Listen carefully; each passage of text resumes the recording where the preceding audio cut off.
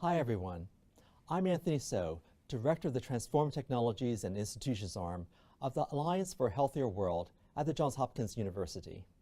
We're delighted to sponsor the track on Open Science to Advance Health Equity as part of MedHacks 2018. Your mission is to help us find answers to these questions as we strive for greater health equity. However, making this a reality requires a world in which scientists share their data, build tools using openly sourced code, make transparent their methodologies and their data, and where the resulting innovations and discoveries are shared equitably, so that such knowledge can be built upon by others. Of course, such innovations must be scalable, but when commercialized, affordable to those in need. I'll now describe some of the types of projects we have in mind and share some of the questions that we would like your innovations to try to answer. Our central goal in the Health Equity Prize is to get you to A, produce solutions to health inequity. The solution can have social, environmental, or economic dimensions, but that relies on open science as just described. B, to figure out ways in which findings can be made more easily shareable. And C, by doing so, reduce the disparate and unequal impacts of innovations across populations. We don't think it's enough to drop solutions into inequitable environments without some idea of how they can be meaningfully adopted.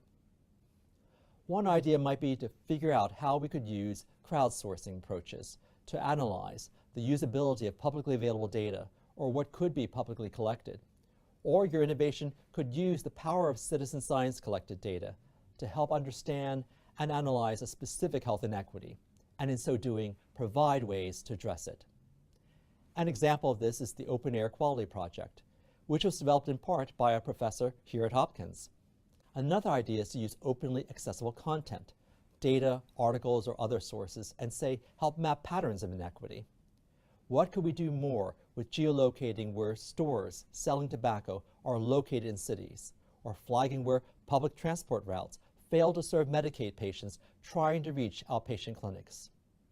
A third approach might be to help synthesize or integrate existing data to empower consumers to make informed health decisions. The FDA makes information on the studies of the safety and efficacy of medications available to researchers and medical professionals.